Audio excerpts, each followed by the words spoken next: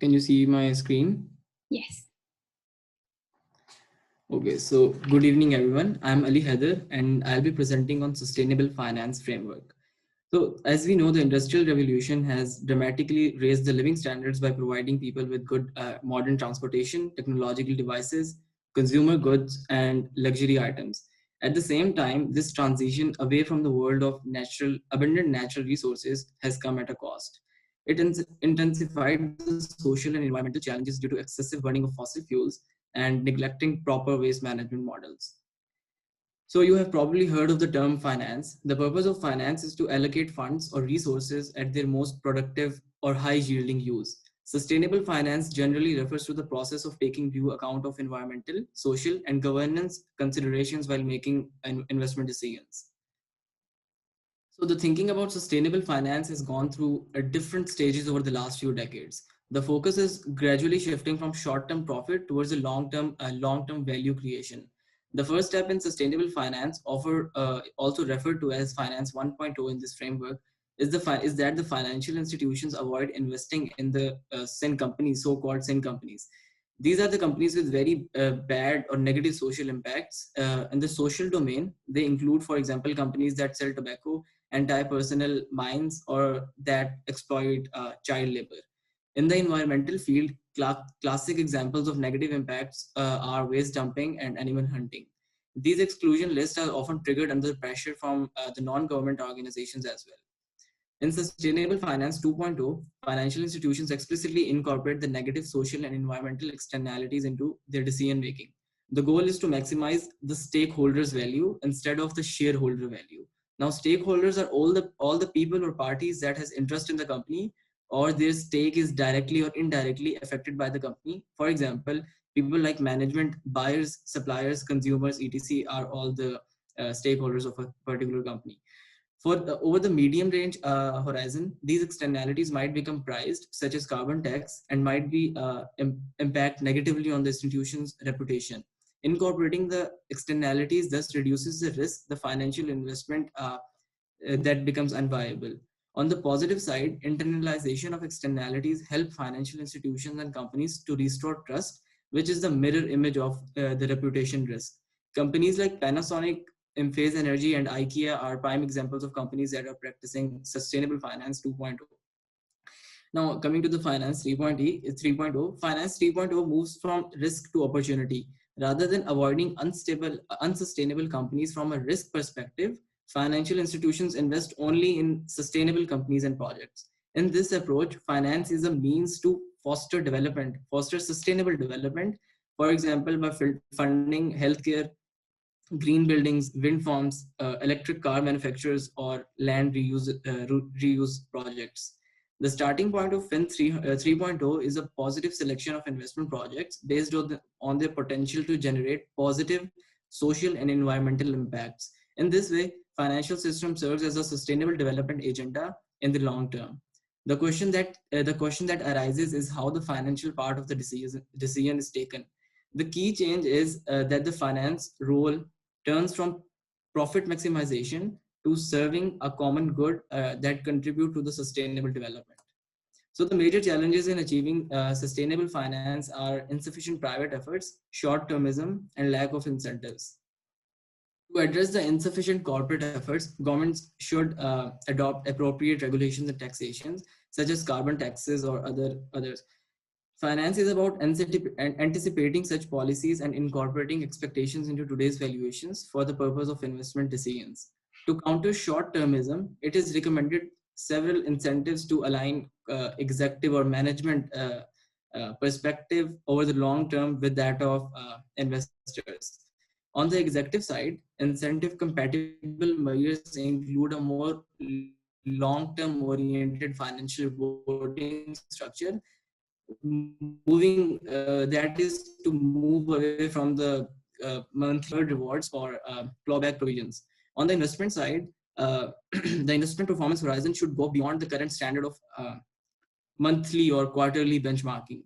Institutional investors can be incentivized to engage with companies by providing loyalty shares if they hold a share of a particular sustainable company for more than 5 or 10 years. Finally, this framework also outlines how long-term investors can build effective coalitions to engage with and influence the companies in which they invest. Coalitions could improve the collective choice arrangements, monitoring, sanctions, and rewards, and could act as a conflict resolution mechanism. Thank you. Thank you, Ali. Bisma.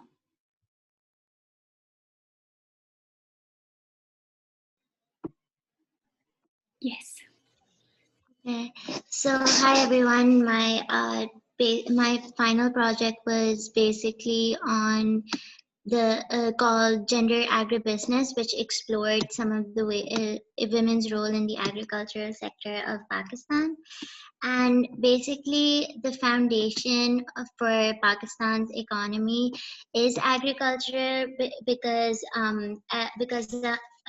a very large part of the GDP consists of income which is produced by agricultural activities, and most of these household agricultural and economical activities are operated by women from rural areas. However, the agricultural based tasks performed by women in the agricultural sector has largely been discarded, dismissed, and not really taken into consideration in the statistics of national accounts, and there's very little attempt to do so as well. Women are also not provided with the basic necessities of life, such as proper food and medical treatment, even though they work more than the men in the agricultural sector. And gender discrimination also persists due to socially constructed duties, which basically relegate women to household activities, and men play the dominant role in the economic activities of a household. So this largely disadvantages them, and that's why the government of Pakistan needs to impose certain laws which protect their rights in the agricultural field so they can work in an efficient manner, and their efforts also need to be acknowledged and recognized. And female farmers also need to learn better skills, farming techniques to improve their agricultural operations in order to produce high quality harvest practices and storages. And since there is an increasing number of women who actively do contribute towards the agricultural field, there is a need to provide them with enough knowledge related to better farming techniques. And this is something that we learned in class. These skills could possibly include pollution control techniques to avoid soil degradation, such as the no-till farming method, which basically is an efficient agricultural method for the nutritious growth of crops, as it does not disrupt the soil through conventional methods of digging, stirring, and overturning. So we have the Food and Agricultural Organization provided a very important statistic, which basically states that 79% of women from rural areas are engaged in agricultural activities, as opposed to men who 61% of men from these areas. So this goes to show how their efforts really need to be acknowledged on a global structural level, so that their rights can also be protected. So concerns such as malnutrition, social issues such as malnutrition, low education, migration, and like poor technical facilities, the patriarchal system, which entails gender discrimination issues, inherently limit women to contribute to the sector to the agriculture sector according to the best of their abilities. And also, it is important to note that the patriarchal system of Pakistan restricts women from a lot of opportunities for them to work alongside their male colleagues, other male laborers. And there's also a certain need for women to for female farmers to gain access to updated information regarding productivity, about how to increase productivity, and for them to actively resist certain social constraints such as male dominance and resistance from family members, which limits their free will to take part in these activities, since they're more often relegated to household tasks rather than working in the fields. So also, men and women perform very different specialized tasks on farms.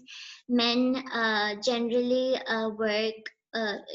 contribute towards activities such as land preparation and distantly located jobs which are far off from the household, whereas women, there's a researcher called Prakash, his name is, and he explored some of the ways where women usually play a role in repetitive and time consuming tasks, agricultural tasks, which are closer to the household, and this includes the planting and weeding of plants.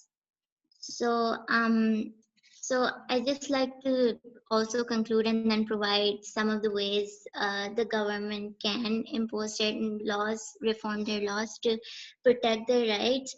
So basically, my paper explored about how women contribute a very large portion of the GDP in the country's agricultural sector. So their efforts need to be recognized on a structural level. If the government, so this can be done if the government imposes certain policy reforms and also tries to actively dismantle the inherently patriarchal perspectives of a lot of people in the Pakistani society, because this largely disadvantages women working in any business sector of the country. And so the way forward, sorry, the way forward would be for the government, in order to tackle these social issues, would be for the government to compose an integrative system to support women in all agriculture related sectors such as financial services, land and tax reforms. Educational facilities should definitely be enhanced to for women to acquire better skills regarding the use of technological methods related to farming, such as the no-till farming method that I referred to earlier. And overall, certain policies should be reformed and imposed by the government of Pakistan to help women in the agriculture sector of this country, and their rights need to be guaranteed to ensure their safety and combat the social issues such as malnutrition and male dominance and the patriarchal views and all that. So that's basically it. Thank you, Bisma. Is anyone following what's happening with farmers in India? Yeah, I was about to mention that the farmers' protest. So I actually came across a tweet as well, which the farmers' protest in India, which also referred to, which was very relevant to my paper. There was a thread, series of tweets which someone had posted.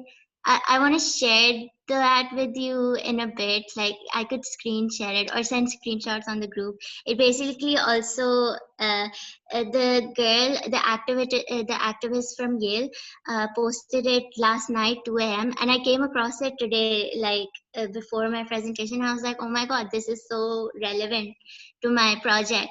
And it also talked about gender equity and how women are also farmers, but their efforts are not recognized in India at all either. So could I share it with the Yeah, why thread. don't we share it with the group? Because I see people like Yeah. Pirani telling me that I've never left them earlier or on time in class. So we'll try to just stick. Okay, sure. I'll send screenshots and we can definitely Send it discuss in it the because group, it's and very interesting. those who are interested can contribute. But yeah, basically, I wanted to say how this is an across the board problem specifically for our region. And while the male farmers are protesting, the female farmers are actually working, or their female counterparts are working, or their family members are working in the fields to make sure that the harvesting season is on time. So I now hand it over to Hadi and Sumbul. Should I share my screen? Yeah, you should be able to. Should I share my screen?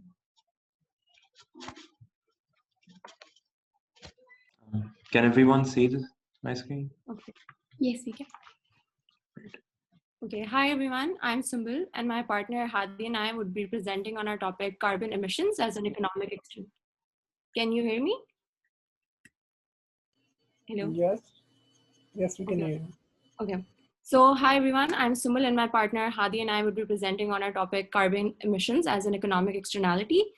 We will be presenting this in light of practices such as carbon trading and how that links to climate change. I would start off with defining what carbon emissions are and how carbon is traded and commodified in the global market. Carbon emission is the release of carbon into the atmosphere, and it is one of the main contributors to climate change. Carbon emissions are considered to be an economic externality as the cost that is imposed by one or several parties is imposed on a third party who did not agree to incur that cost. One of the ways to reduce the cost of this externality is to reduce carbon emission by setting cutoffs on the amount of carbon that could be emitted by a country, or on a micro level, a firm or a factory. So basically, how this works is that the government creates a quantity on carbon allowances or credits, which are designed according to the standards for specific countries, which depends on how much their carbon footprint of greenhouse gases is. So these carbon credits are either auctioned or freely allocated to relevant parties, consisting primarily of factories, power stations, and other emitters. This activity is known as carbon offsetting, which is an activity that compensates for the emission of carbon dioxide by providing for emission reduction elsewhere. Carbon trading is a practice which has emerged in recent history as a primary free market means of addressing carbon emissions. It revolves around putting a price on carbon. Hello? Yes, I'm so Sumbul, we sorry. can hear you. Sorry. I thought I got disconnected. So basically, it revolves around putting a price on carbon and results in the creation of a global carbon market. It tends to be treated as a pricing mechanism, since its core function is to create a market within which allowances can be bought and sold, with price determined through the interplay of supply and demand.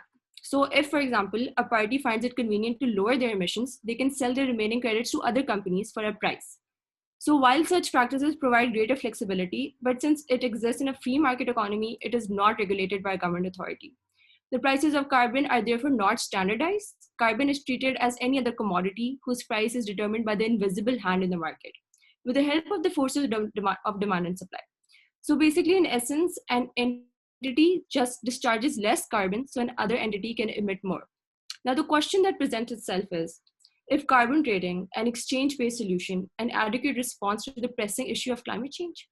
Now, I would give the floor to Hadi, who would further elaborate upon the cases of carbon trading and suggest policy recommendations for the carbon market. Thank you, Sumbul. Now that we all know what carbon trading really is, let's talk about whether or not it's actually effective as a mitigation strategy for rising carbon emissions. And that brings me to the question we raised earlier. How effective is carbon trading in terms of its urgency? Now, activists and UN experts are increasingly stressing that we need to keep average temperature increases below 1.5 degrees Celsius at all costs, for this century at least. And the IPCC has also predicted that in order to do this, we need to cut down net carbon emissions by at least 45% by 2030. And that brings us to our point. We don't really think carbon trading is good enough. First off, it's protective, not preventive. And at least for the climate, we think it's too late for that. Secondly, industries that find it hard to lower emissions, for example, the cement or the metal industry. But unfortunately, they do have the purchasing power to be able to buy carbon credits and justify their greater emissions. So technically, one party is just reducing emissions so that another can emit more. And in terms of net carbon emissions, that doesn't really do much for the environment.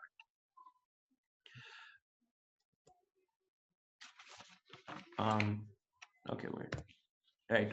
So yeah, we also did this case study on pop offsets and Population Matters, which was a UK-based crowdfunding website.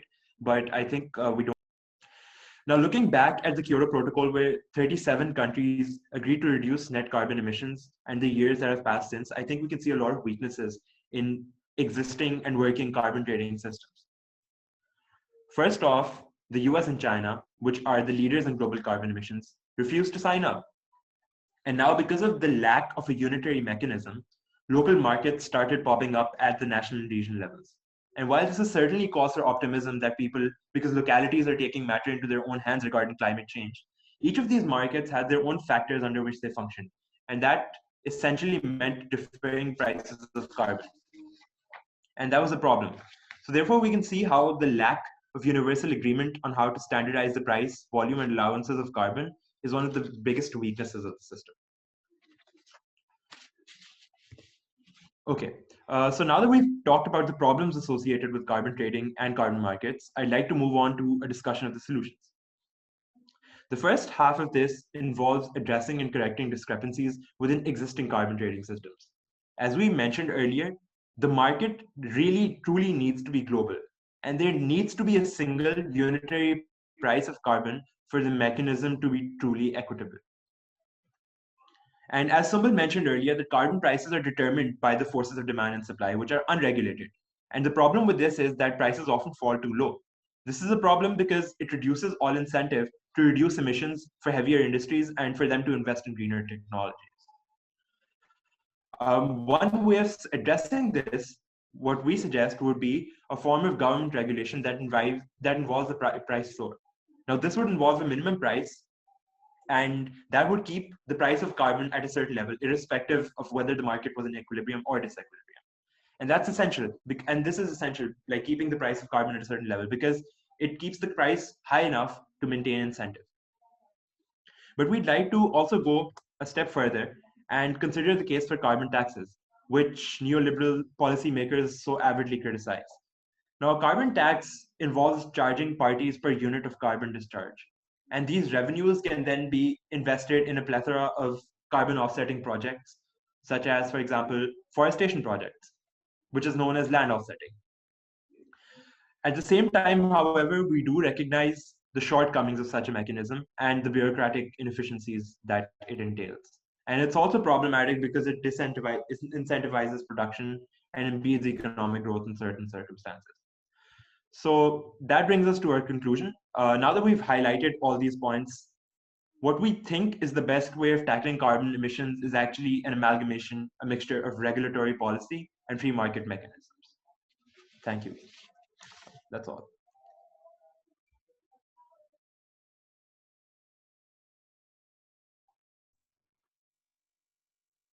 Thank you, guys. Manu, can you share your screen and present? Yeah, sure. 1 minute. Okay, so hello everyone. Firstly, I would like to apologize for not being able to turn my video on due to some internet connectivity issues. My voice might disrupt if I turn it on. Okay, so firstly, the topic that I chose was democracy and the environment. My paper basically aimed to find connections of different aspects of democracy and how it was catering to better environmental protection, but also the shortcomings of democracy when it comes to improving the environment, right? So moving on, the structure of my paper was divided into 3 main sections. The environmental degradation has a lot of constituents, right? So I decided to choose 2. I decided to choose 3 and focus those. So these included carbon dioxide emissions, deforestation, and water pollution, as these are very significant in our modern day problems, right? So firstly, the carbon dioxide emissions I discussed was how the fundamentals of democracy naturally cater to improving the environment as compared to autocracies.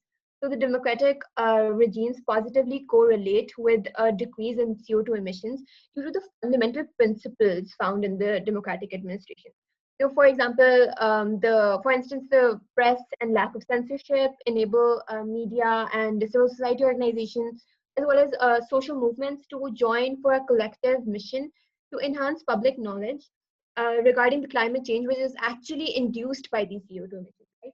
So promoting awareness helps make more conscious decisions about the environment and cast their votes for parties that speak about climate change and their CO2 emission mitigation in their tenure plans, right? So, however, all of this while all of this naturally caters to helping the environment, there are some shortcomings. A major shortcoming of this is the issue of corruption in democratic regimes. When there's a high misconduct in executive, judicial, and legislative branches, democracy tends not to influence the level of CO2 emissions. In corrupt democracies, there is no different left then in CO2 emissions when the public voice and the NGOs' actions, they can't really do much. And the decision making and the policy making power, it's still in the hands of the narrow elite, which is very similar to the autocratic regimes. The next aspect that was discussed in my paper was deforestation, which is a significant factor for the cause of environmental degradation. So what I figured out was that there's an inverted U-shaped relationship between deforestation and democracy. This basically means that the impact of the democracy on deforestation goes both ways, right? So some scholars I read about was that they said that democratization within political and civil independence is influenced in preserving the environmental resources. However, there were some scholars that observed that democracy actually increases the rate of deforestation. This is observed as democracies may not be too receptive to ecological concerns, but more towards issues of greater significance for the electing public, right? So, however, the discussion in my paper concluded that in decreasing deforestation rates, not just democratization but also economic growth should be stressed upon. So the last aspect of my paper was the water pollution, right? So this aimed around the importance of the level of democracy in explaining the organic water pollution. So my paper discussed that there's a reason to believe that in developed democracies, the public service delivery is unhampered and effective. However, this does not appear to be the case in modern day democracies, most of which are still in the transitional phases, right? So democracies that are in transitional phases are often economies that are planning to take off. So many of these are burdened by debt and economic woes. So this affects the level of pollution and especially water pollution. So such countries have these structural adjustment programs laid into their regimes due to the IMF or the World Bank's loans. So these structural adjustment programs, they're like, for example, like increasing exports, right? So these are done by producing cheap goods. But what happens is that when they're produced, these cheap goods are produced, the waste process is basically not supervised properly, and the waste is washed up into water bodies, increasing the organic water pollution. So, moreover, other programs such as increasing trade by eliminating restrictions for foreign investment also harms the environment in transitional democracies. This is done by offering enterprises various regulative concessions as well as monetary incentives. These regulative concessions, what they do is that they incorporate exemptions and relief on environmental laws, which adds to the environmental degradation in the country. So after studying all of the aspects, it became very obvious that to improve environmental conditions, democracy itself needs to be powerful and steady. So each nation needs to improve democratic regimes through improvements in democratic institutions that fit each country individually. However, this process is one that all societies struggle with and would take decades for each country, like become a mature democracy, right? So an immediate recommendation would be for democratic regimes to engage civil society organizations and not-for-profit governmental organizations to run awareness campaigns. So people are more environmentally conscious when making democratic choices in an election. They're more aware of who they're voting for because that way environment automatically becomes a factor for their choice, right? And that is what we want, and that is what we aim for every person themselves to be environmentally conscious. So that is what my paper discussed and concluded. And that's it. Thank you. Great, thank you. Laiba.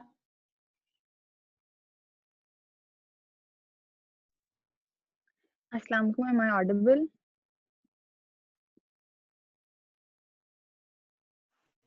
Am I audible? Yes, we can hear Yes, you. you are. And are my slides visible? Yes, it is. Okay. So the topic of my presentation is environmental and health impacts of air pollution. We have already studied this topic in great detail by Dr. Fazia, so the few additions which are in my presentation will be easier to understand and remember.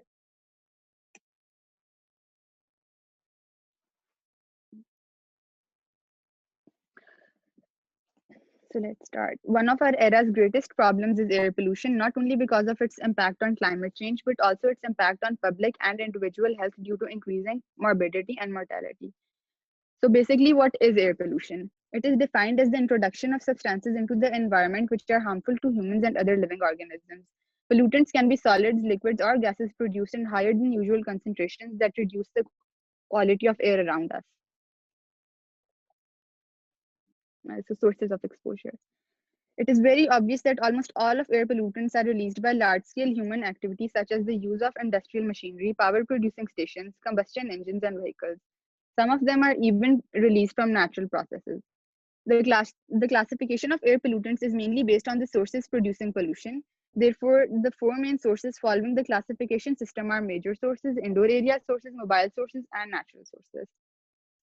Major sources include the emission of pollutants from power stations, refineries, chemical and fertilizer industries, and other industrial plants. Indoor area sources include domestic cleaning activities, dry cleaners, printing shops, and petrol stations.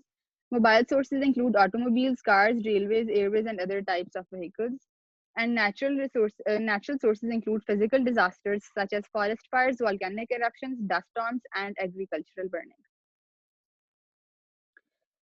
So, air pollutants. The reports by World Health Organization recognize the 9 main air pollutants, which are particulate matter, ground level ozone, carbon monoxide, sulfur dioxide, nitrogen oxide, lead, polycyclic aromatic hydrocarbons, and volatile organic compounds and dioxins. Particulate matter has particles with diameter less than 2 micrometer and can easily be inhaled and absorbed into blood. Long-term exposure to PM is associated with cardiovascular diseases. Ozone is produced by oxygen under high voltage electric discharge. It is formed in stratosphere but can also reach troposphere by reactions of photochemical smog. Ozone travels from one place to another and the concentrations of it are mostly high over urban areas. This can be fatal as it reduces carbon assimilation. It affects the plants, crops, and reduces their yield. In animals, ozone damages the DNA and causes impaired cellular functions. The oxides of sulfur, carbon, and nitrogen pose as a great threat to our respiratory system as they easily penetrate in the lungs, causing coughing, wheezing, dyspnea, bronchospasm, and even pulmonary edema.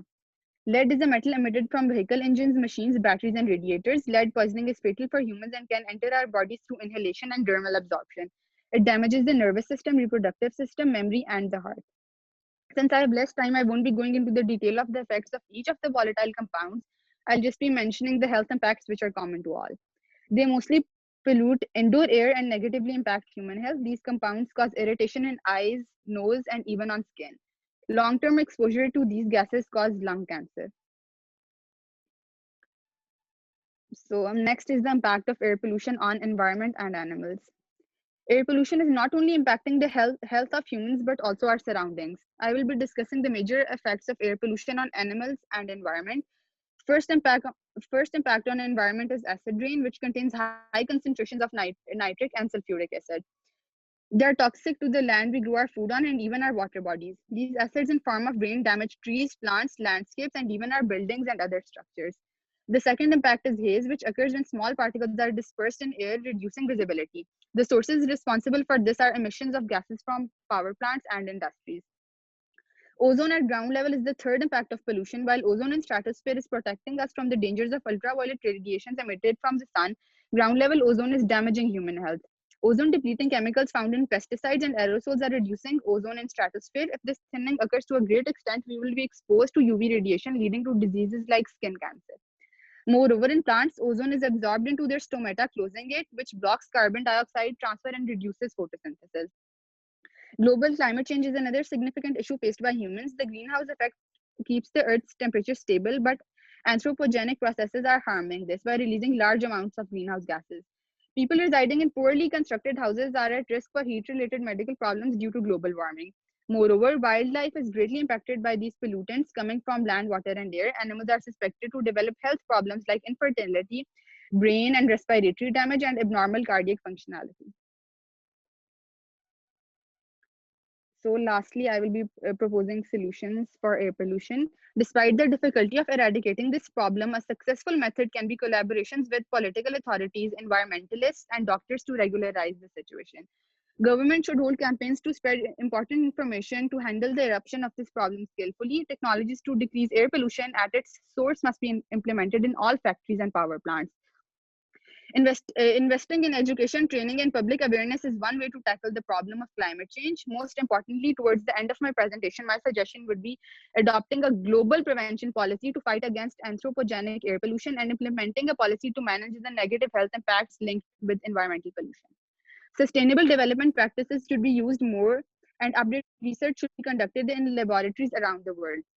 Legislation in control of air pollution should be aligned and updated. Policymakers accordingly should come up with the design of a powerful environmental strategy for protection. In conclusion, the main proposal of this presentation is that we should increase the focus on implementation of effective policies and sustainable management of ecosystems, as the earth is what we all have in common. Thank you. Thank you, Laiba. I think that was a good, much needed revision. And now we have Tayyiba. See the screen? Yes, we can. But it's not loaded yet.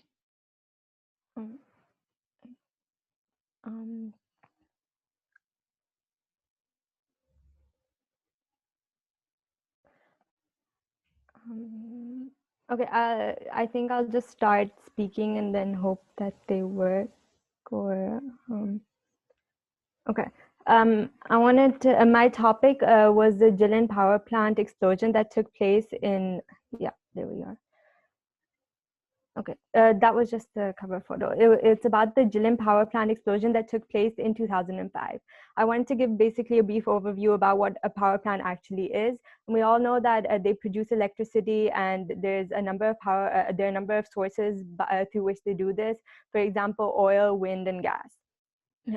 There are also a variety of power plants like hydro, solar, wind, and thermal. For the sake of the presentation, we're going to be looking at a chemical power plant, specifically the Jilin power plant. During this, on the 13th of November in 2005, the Jilin power plant experienced a series of explosions inside it, which was owing to the chemical blockage in the processing plant. This could have been avoided if the person responsible cleared the chemical blockage. As this was not the case, the nitration processing tower at the benzene production branch jammed up, and this resulted in numerous explosions that lasted 1 hour and raging fires that lasted through the night. Approximately 10 people died, numerous more were injured, and thousands had to evacuate out of a fear of a potential contamination and further blasts. Okay. Coming on to the aftermath of the explosion. It had disastrous environmental effects as benzene and other chemicals leaked into the Songhua River, which is a tributary of the Amur River. And this chemical is basically lethal when ingested. It can cause illness and even death, and have adverse health effects like nausea and pain, etc. These pollutants were not only confined to the Songhua River, it leaked into other bodies of water in the Jilin province. So, for example, rivers in the Heilongjiang province and the Harbin province. At this point in time, about 70% of China's main bodies of water had undrinkable water. Not only China, it leaked into rivers in Russia. So this caused water supply in many cities to be shut down. In the Songhua River, water supply had to be suspended for 8 days, and in other bodies of water, it had to be suspended for 5 days. So essentially, people were left without running water and a working toilet.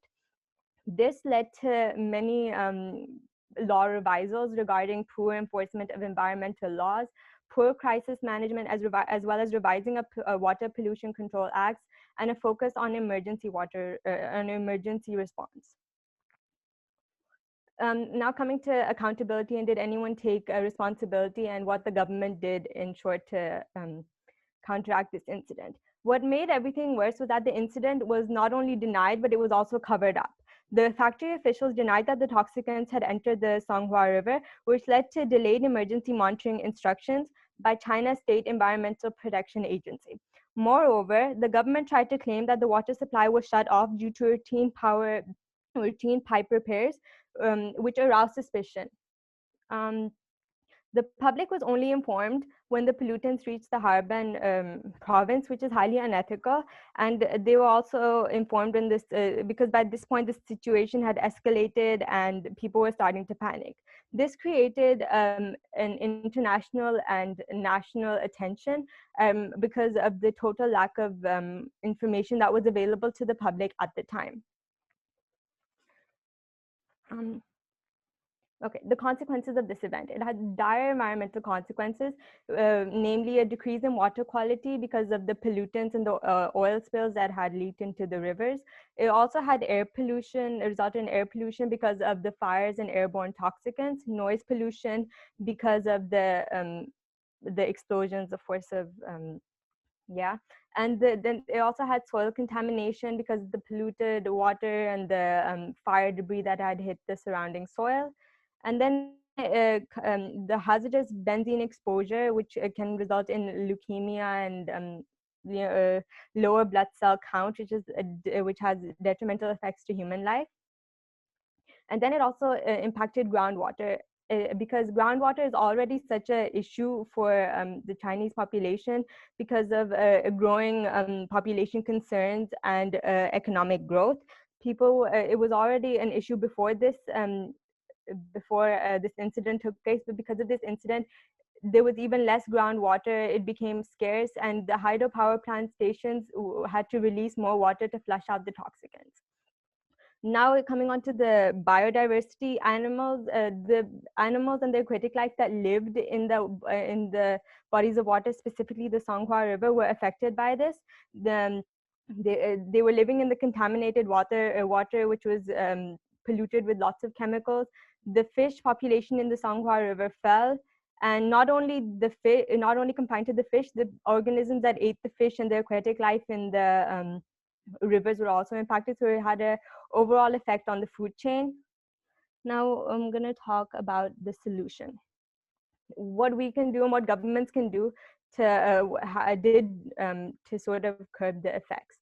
They tried to supply more water to help the citizens, and policies were also regarding water supply and pollution were also revised and introduced, and also power stations had to release more water to sort of flush out the toxicants to make the water supply more clean. Now, solutions. What can we do and what can they do to sort of help reduce the effects of this incident? Basically, they can pass and implement laws in that the power plants and businesses that damage the environment have to sort of pay a price, so they can't really get away with damaging the environment as such. There has to be some sort of accountability. And then there's surveillance of personnel because this incident generally took place because people did not know how to clear the blockage, and there was no response, there was no immediate response. So people should be more trained, and surveillance should be more strict to ensure that these incidents and the chances of mistakes are minimized. Moreover, there should be repercussions for covering up such an event. There should be a sort of valuation and cost analysis to determine how this impacted people, because if the people had sort of consumed the water, it would have had detrimental effects to their health. And also, one thing that goes neglected is how wildlife were affected by it. You can tell the people to evacuate, but you sort of can't go up to the wildlife and animals and tell them that they have to leave the area because they're not living in a healthy environment. So they need to be protected. They need to, their habitats that were destroyed, they should be rebuilt. They should revive fisheries and reduce overfishing, specifically in the Sangkwa River, where the fish population had already fallen to such a dramatic degree. They should also check water consumption and regulation because of the general population concerns. Moreover, you should check when businesses conduct their activities and they release chemicals and pollutants into the water, there should be a check on that. And the most important, I think, is that if you can find alternative forms of electricity generation as opposed to chemical power plants, I think that's a more viable solution. That's basically it. Thank you. Thank you, Deva. Hanan goes next. Yes.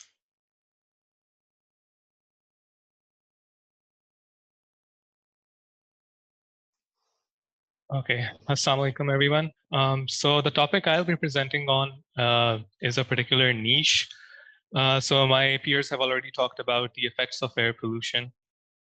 So what I'm going to do is that I'm going to talk about, so my project is oriented in a different way. What I did was that I did an exploratory analysis instead of, taking a problem and then finding a solution for it. So it's kind of a case study, but we'll talk about it more as we go on. So plume dispersion is from point sources. Point sources can be your industrial stacks, your brick kilns that are predominantly present in cities and even peripheries of Lahore. And what I wanted to do was to study if there are some laws governing around where these sites can be situated and what are their effects on their surrounding areas.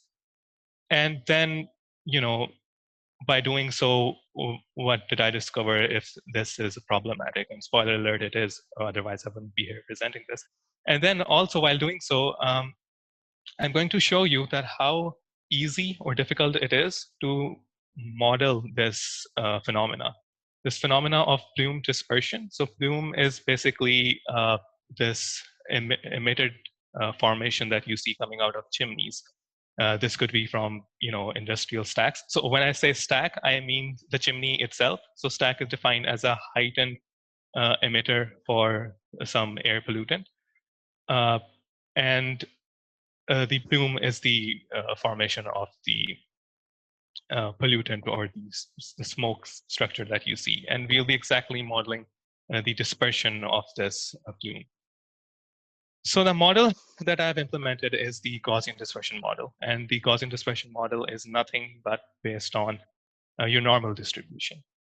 So it looks scary, but on a second look, you can see that it's nothing but a normal distribution curve that flattens out as you move away from the point source. An observation here is that as you, so this happens as you move away from the point source.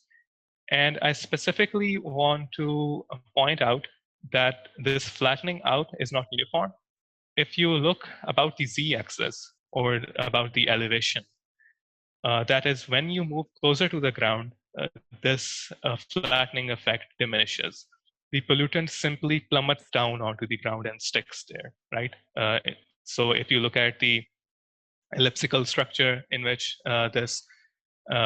in which the pollutant or the emissions are propagating, when they come closer to the ground, they would want to stick there. And this is called the ground effect. It's, for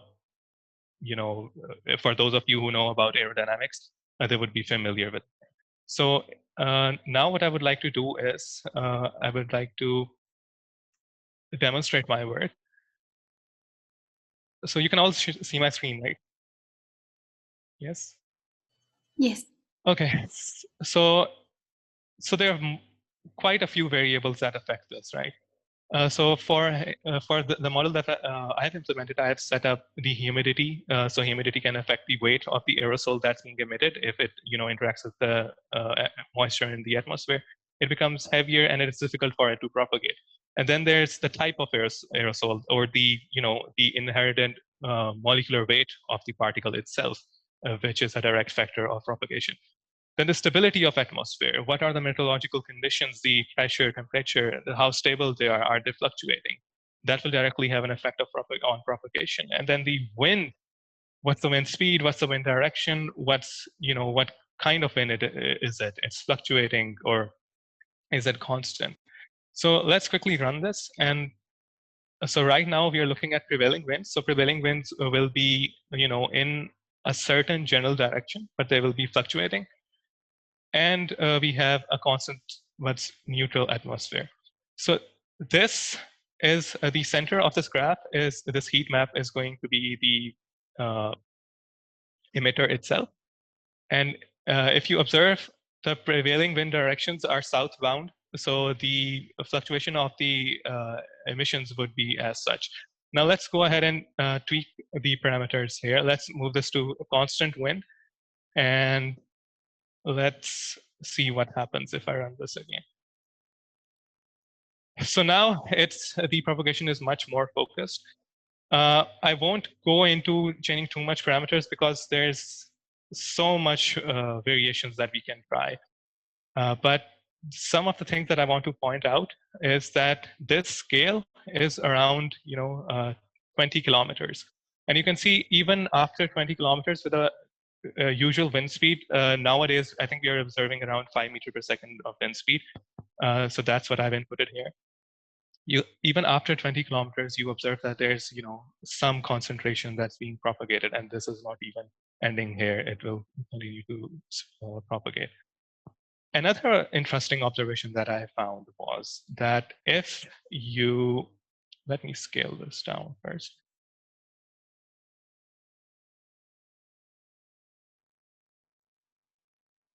Okay. So this is now the surface view. So imagine if you were standing next to a brick kiln far, far away, and the propagation of the emitters would look as follows. The point here that I want to make is that if you see the distance it takes for the pollutants to actually come in contact with the ground is pretty significant. It's taking around 500 meters or so with a low wind speed for the pollutants to come to the ground. Now, why am I pointing this out? So the next thing I did is, so once upon a time when I used to commute to Lumps, I do so via Ring Road. And there's a brick kiln near Haloki village. And I've always wondered, so there's rapid development that's going on around that site, right? There are new societies that are popping.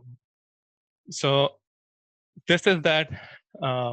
This is for development purposes क्योंकि मैं गरीब बनता हूँ थोड़ा सा Google का license नहीं खरीदता लेकिन खैर.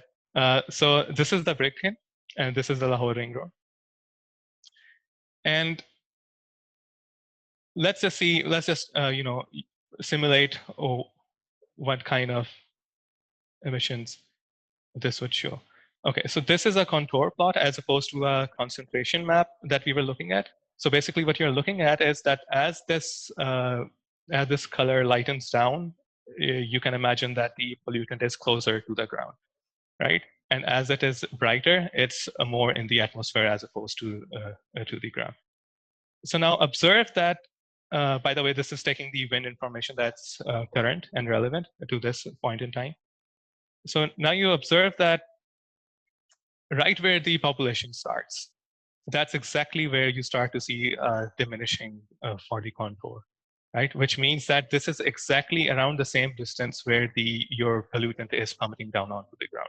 And we saw earlier that once the pollution plummets down, there's this ground effect that rather than spreading, it sticks and propagates. So that was interesting to note. Now, obviously, some limitations about this model that it's not entirely accurate. It's very difficult to take into account the exact meteorological and atmospheric conditions. But what's important is that this is a very, very good estimate. And this model, this Gaussian dispersion model, has stood the test of time. In fact, it is the best model that is currently being used to engineer solutions. Like this is a direct application into calculating what's the effective or what's the best height of the stack that you want for when setting up a factory or a brick kiln. But this also goes to show that there are no laws governing either the development of housing schemes, residential areas around Lahore or in cities in Pakistan. This is just one, for anecdotal reasons, I just picked this Brooklyn because I used to see it every day. And you can see this, so the prevailing wind is around in this direction. Right now it's in this direction, but you can imagine that this whole area would be polluted from these emissions. So yeah, so the takeaway is that this modeling technique is actually very, very easy to implement. There's no rocket science here, so you don't need a robust domain knowledge to do this.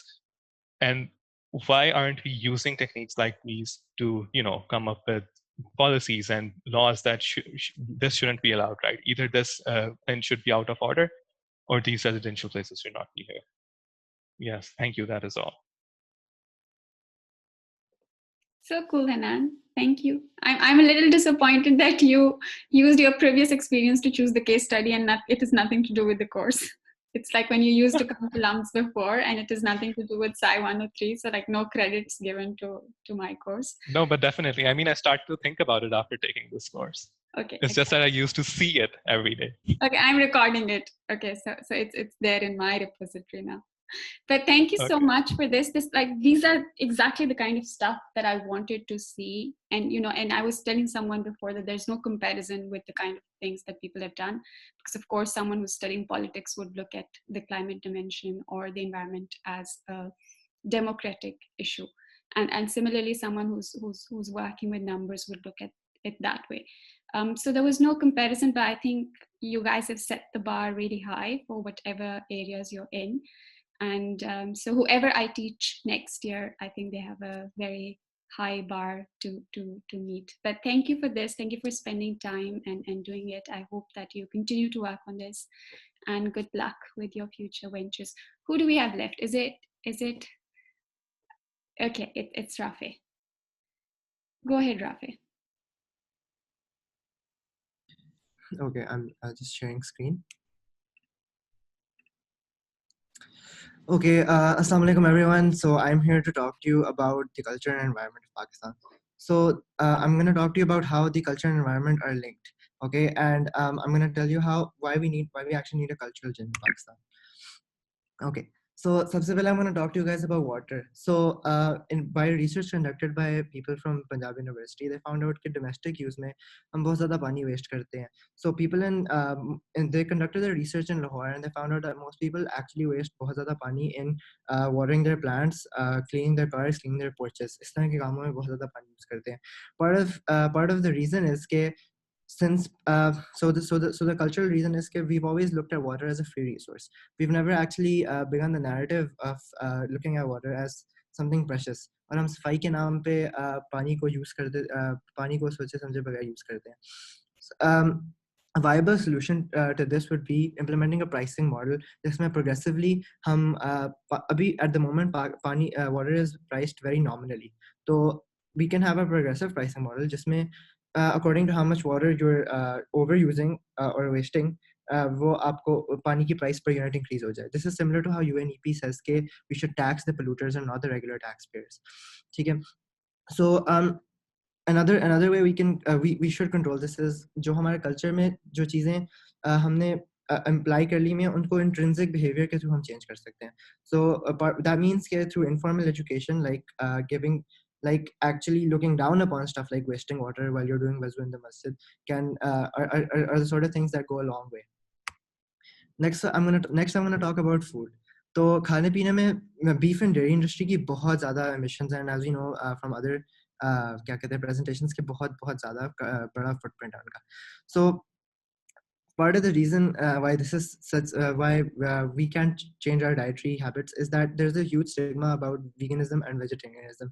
That means कि एक तो सबसे पहली बात कि eating beef in our culture is masculinized. तो हम ऐसा करते हैं कि हम उसको एक फखर की बात समझते हैं. And when we talk about veganism or vegetarianism, तो people like Nurul Huda Daud Pota, who is a very avid environmentalist, talked about how she was ridiculed by her family and not accepted when she wanted to implement different dietary habits. Similarly, हम इसको एक foreign conspiracy भी लोग समझते हैं. So people have this tendency to make the psychological connection जिसमें वो vegetarian food और vegetarianism को Hindu culture और Indians के साथ translate के साथ connotate करते हैं. Okay, next I'm going to talk about clothes.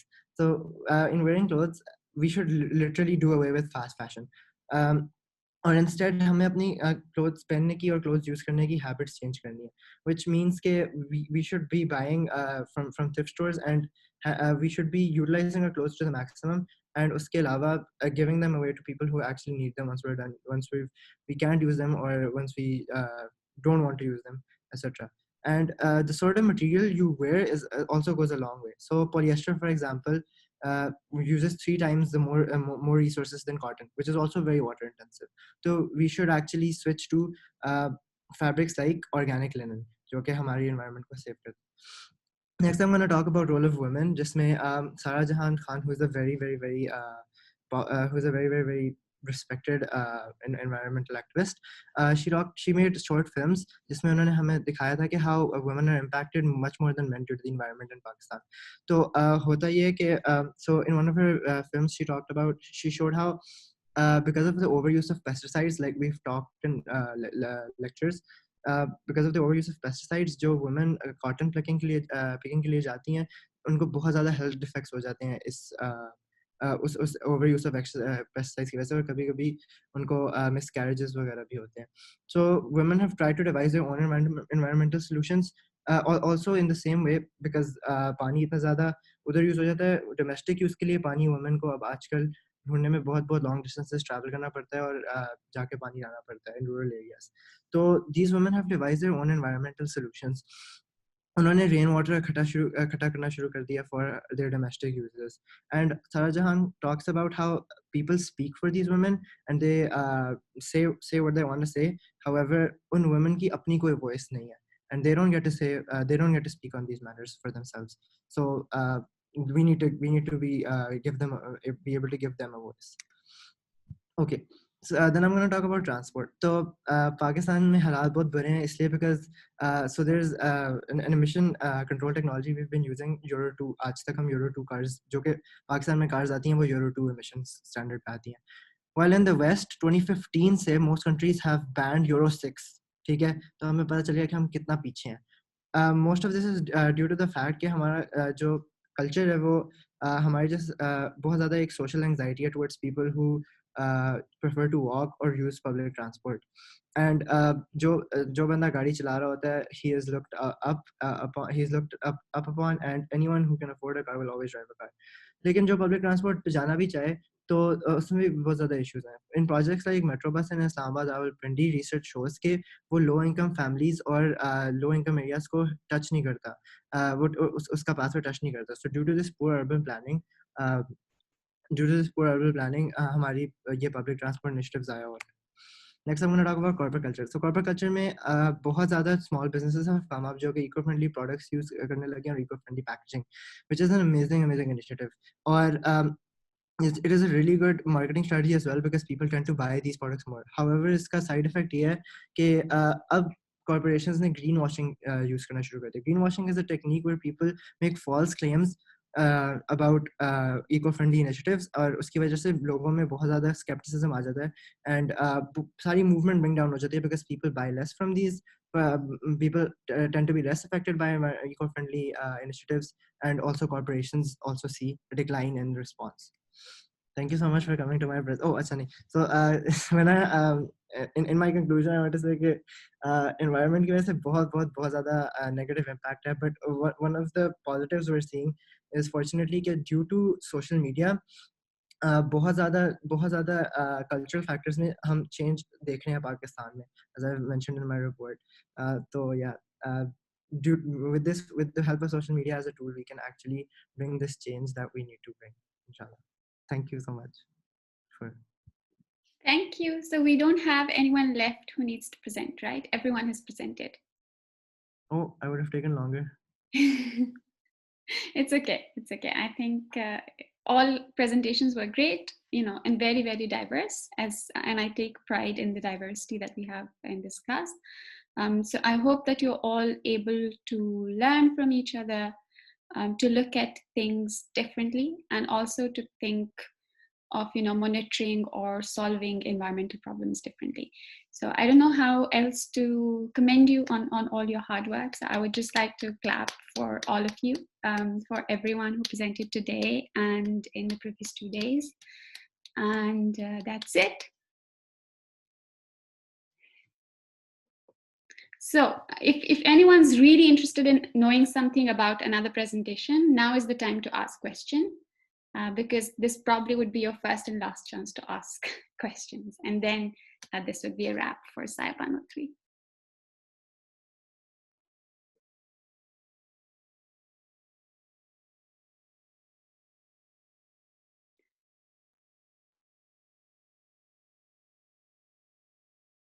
None? Mansoor's not here today. Why is he not here today? As in not on the screen.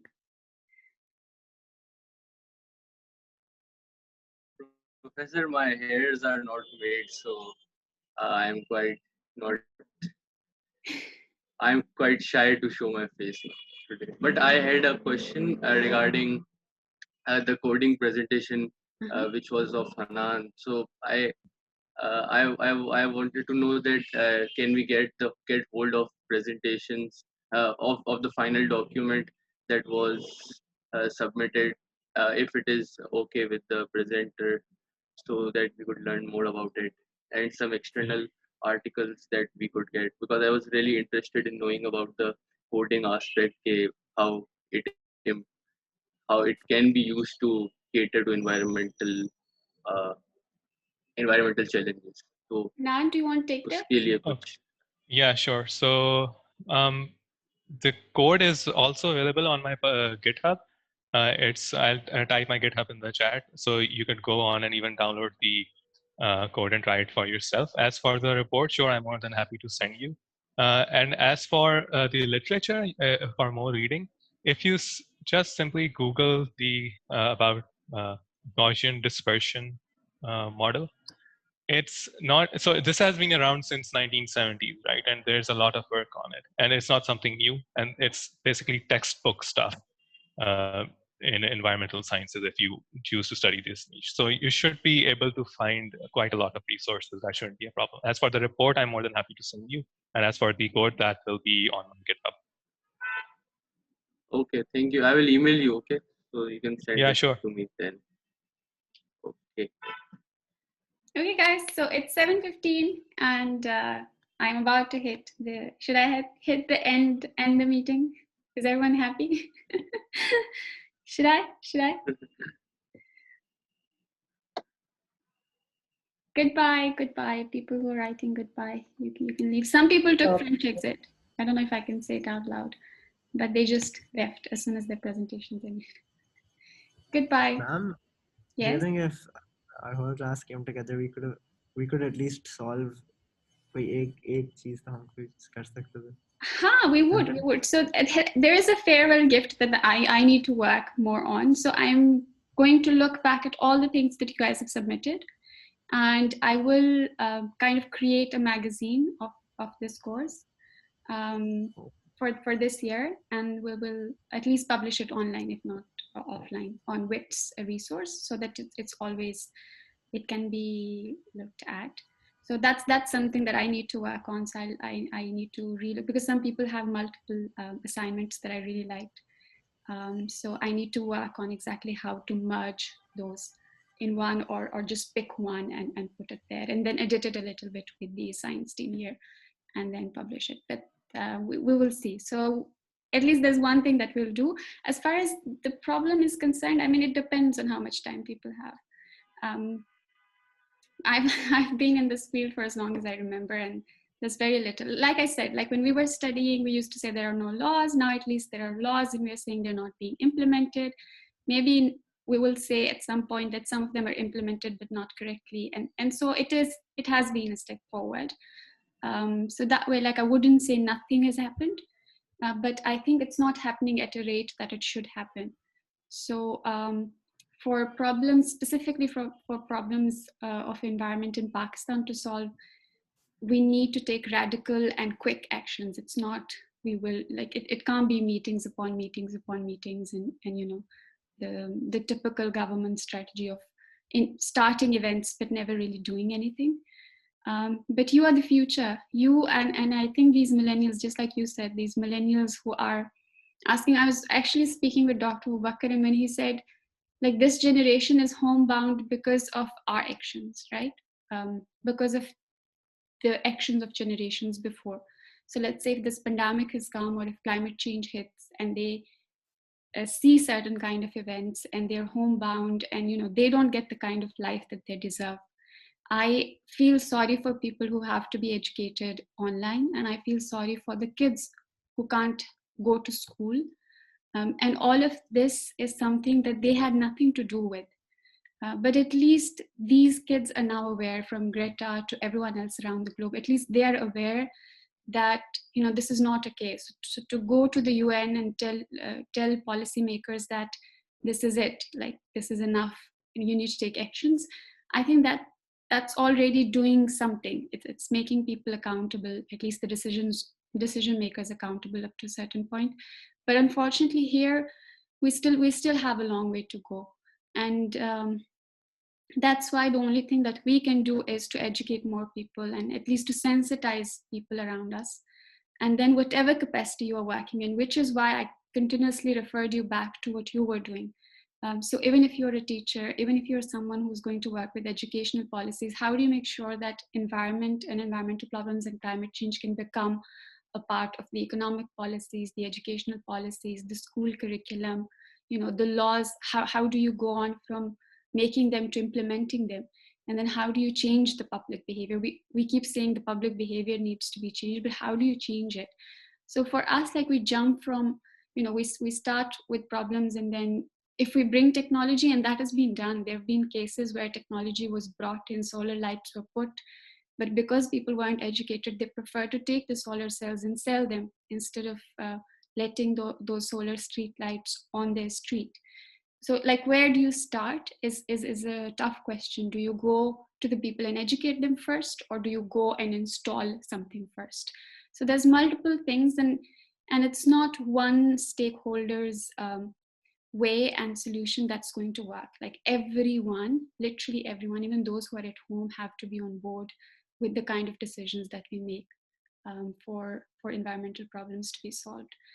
But so you are my future eco warriors, and I hope that you can bring that change in, you know, in whatever little capacity that you can. I hope that you can bring that change and be that harbinger of light that we are missing right now. And like you said, there's a lot of stigma associated to this. I remember in our university days, because I would stop everyone from throwing trash, they would, like, people would come and give it to me, and I used to put it in my bag, because they knew that if they would just throw it, I would be angry, so they would just give it to me. So if they would do that to me today, I think I'll probably just put that lace back in there. I don't know, I'll throw it in their faces and say, take it home.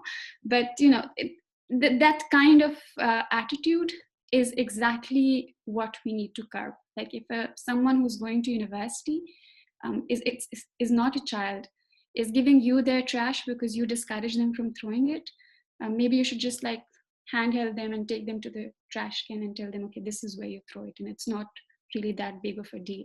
So how can we then come to recycling and reduce and proper segregation and proper recovery and composting and recycling if people are not even willing to throw a particular trash to a trash can, which is literally 2, 3, 4 steps away from them? So I think those are also the things that we need to work on, which is why I'm always divided between science and society, because, you know, no matter how far we go in science, if the society is not ready to act, there's nothing we can do. But if the society is ready and there's no scientific grounds, like for example, the society is ready for vaccines right now, but there is no vaccine available. So it's that kind of equation where both go hand in hand, where you educate the society, but also the science is ready. So if someone says, I want to do something about it, you say, these are the technologies. For example, for air pollution, these are the things that you should put at home for your indoor air to be to be clean, or these are the things that you should do to stop it. So yeah, but you know, I don't even know if I stayed on the question, but it's not a single pronged answer that could answer the question. Can I the end meeting now? Regardless, this has been a wonderful experience, and I think I said last time as well, I'm sure there must have been errors from all sides, from technical, from teaching, from designing, from implementing things, but we have learned something from each other, and we'll continue to learn, and we'll continue to teach, and I hope to see you. I hope that the campus can open and you can all come to the campus, and I get to see you in action in your respective fields. And I hope that next time when I offer it, which hopefully I should be, if it's in a physical setting, and you can then come and join us if there are any trips, etc. And then you should come and join us if you have time. If you're not as busy as you were this semester, then you should definitely come and join us. So yeah, thank you for everything. And